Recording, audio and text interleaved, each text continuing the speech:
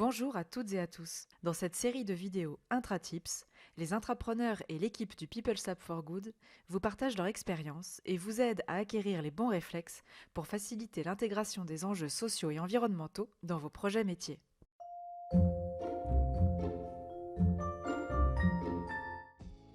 Je suis Mathilde Christiani, coach pitch et storytelling au People's Lab for Good. Je vais vous donner 3 conseils pour pitcher avec impact et utiliser le storytelling en étant authentique.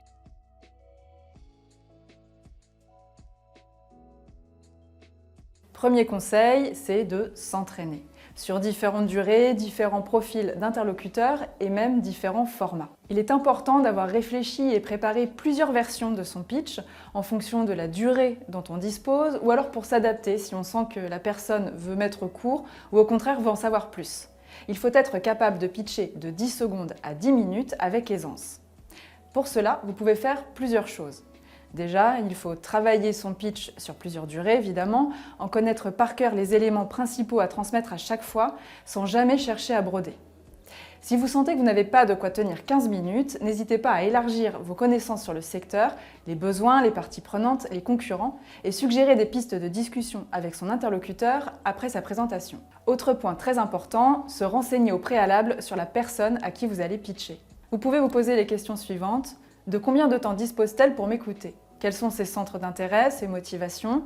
Et quel intérêt a-t-elle à me soutenir? Bref, s'il ne fallait ne retenir qu'une chose, c'est cela. Il faut s'entraîner à pitcher son projet en quelques phrases, c'est ce qu'on appelle l'elevator pitch, ou bien à l'aide d'une présentation visuelle et impactante. Vous pouvez par exemple mettre une photo par slide ou alors vous reposer sur un sketch note.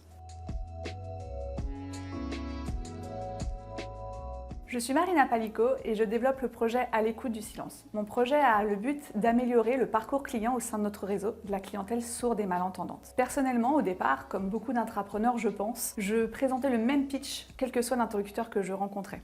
Je me suis très vite rendu compte des travers de cette pratique. En effet, à la base, mon projet présentait surtout un impact d'image. L'impact financier est venu par la suite.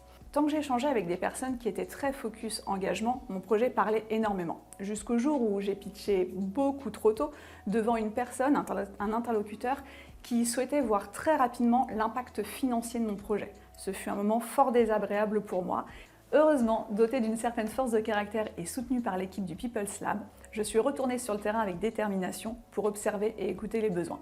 C'est alors que j'ai réussi à trouver la clé pour transformer la désillusion en force. Ce fut le point de départ à la montée en puissance de mon projet. Après cette expérience, croyez-moi, j'ai toujours pris le soin de me renseigner un minimum sur les attentes, la sensibilité et la disponibilité de chacun de mes interlocuteurs.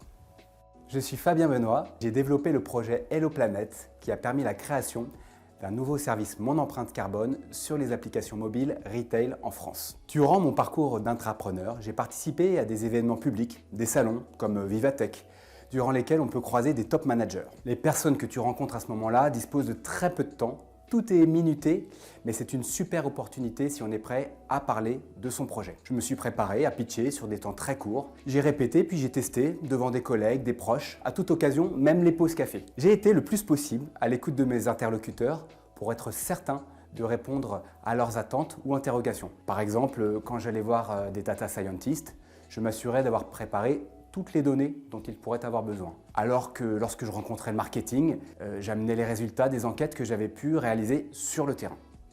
Alors pour moi, mes meilleurs alliés pour réussir l'exercice du pitch en toutes circonstances ont été la création d'un sketch note reprenant toutes mes idées et mes points forts de mon projet sur une seule page. D'ailleurs, je l'ai quasiment tout le temps sur moi. Regardez, je peux même vous le montrer sur mon téléphone.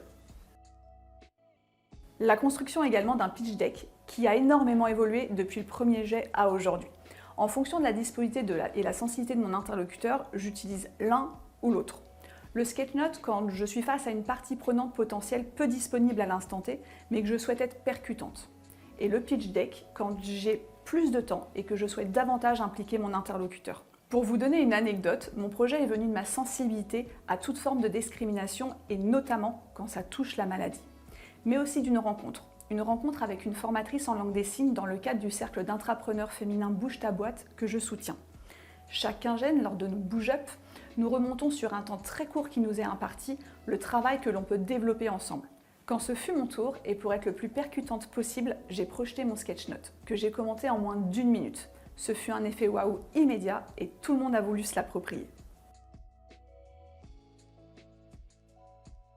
Deuxième conseil, parlez vrai. C'est très important d'être authentique et de ne pas chercher à inventer la genèse d'un projet pour la rendre intéressante.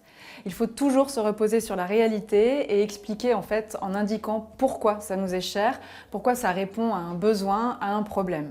L'émotion ne naît pas du pathos mais de l'authentique, quand on voit que cela résonne chez une personne. De même, s'il s'agit d'un projet purement professionnel qui a été confié en l'état, celui-ci sera développé avec passion s'il correspond à un objectif, un défi, une attente du responsable du projet. N'hésitez pas à glisser des exemples personnels si c'est pertinent et pourquoi ça fait écho chez vous. L'économie à impact, c'est aussi cesser de décorréler ce qu'on est de ce qu'on a à faire. Le storytelling de mon projet est, je pense, très fort parce qu'effectivement, je parle vrai. Il faut savoir qu'il y a une véritable histoire personnelle et familiale derrière le développement de mon projet. Une histoire que je mettais énormément en avant au départ et que j'ai petit à petit appris à raccourcir pour laisser place à des éléments de contexte plus chiffrés, factuels et tangibles sur l'histoire des sourds et malentendants. Des éléments parfaitement complémentaires avec mon histoire. La formation de storytelling fut pour moi d'une grande aide parce que dès le départ, je souhaitais pouvoir passer la main à un chef de projet pour le développement de mon projet. Celle-ci m'a permis de générer énormément d'intérêt et de véhiculer, partager et transmettre ma sensibilité. Personnellement, depuis plusieurs années, je suis soucieux des enjeux environnementaux et calculer mon empreinte carbone est un indicateur qui me permet de savoir quelles actions mettre en place pour limiter les impacts négatifs de ma famille sur l'environnement. Pour moi, c'était facile de parler vrai puisque je parlais de ce que je vivais. Je suis plutôt quelqu'un de positif qui a besoin d'espoir pour avancer. J'aurais pu construire un storytelling alarmiste du type « la planète brûle » ou « il n'y a pas de planète B », mais je ne me sentais pas confortable avec l'idée de présenter les choses comme cela. C'était plus naturel pour moi de mettre davantage en avant les solutions qu'on pouvait envisager. Troisième conseil, mettez-vous à la place de votre interlocuteur. Pour pitcher un projet impact, il faut être évidemment connecté à soi, connecté à ses parties prenantes, mais aussi connecté à la personne qui vous écoute. C'est donc très important de rester à l'écoute des signes d'attention de son interlocuteur pour s'adapter si on sent de la lassitude, de l'incompréhension. Surtout, ne déroulez pas un texte tout fait. Il faut apprendre à rebondir sur une réflexion de l'autre, valoriser ses propos, une expérience qu'il partage, avoir de l'empathie. Il est crucial aussi de se mettre à sa place pour ce qui concerne son niveau de connaissance du sujet et apprendre à vulgariser, à expliquer avec un vocabulaire qui est adapté à son auditoire. On en revient toujours au fait qu'il faut être expert de son problème. Je suis aujourd'hui persuadée que rien ne sert de vouloir absolument parler et pitcher devant une personne qui n'a pas de temps à vous consacrer parce qu'elle est déjà prise par d'autres sujets qui lui sont plus importants. J'ai donc appris à m'adapter et je le fais encore. Je fais toujours en sorte de remettre mon projet au devant de la scène au bon moment, soit quand je sens que la partie prenante identifiée est enfin disponible ou à l'écoute, soit quand je sens que lui emmener mon projet à ce moment-là présente aussi pour elle un intérêt mutuel. Lorsque je construisais mon projet, on entendait déjà parler d'empreinte carbone, mais faire le lien avec l'impact concret de sa vie quotidienne, de sa consommation, n'était pas évident, sauf pour ceux déjà bien au fait du sujet. À chaque présentation de mon projet, j'identifiais si mon interlocuteur connaissait la notion d'empreinte carbone. Je prenais un exemple simple qui parle à tout le monde pour l'expliquer. Les transports, trains, avions, qui affichent depuis plusieurs années le bilan carbone d'un voyage au moment de la réservation des billets. Pour ceux qui ont besoin de chiffres, ça me permettait de donner des ordres de grandeur concrets. Un aller-retour Paris-New York en avion, c'est plus de 2 tonnes. L'empreinte carbone moyenne d'un Français, c'est environ 11 tonnes, alors qu'on devrait tenter d'atteindre moins de 2 tonnes pour pouvoir limiter le réchauffement climatique.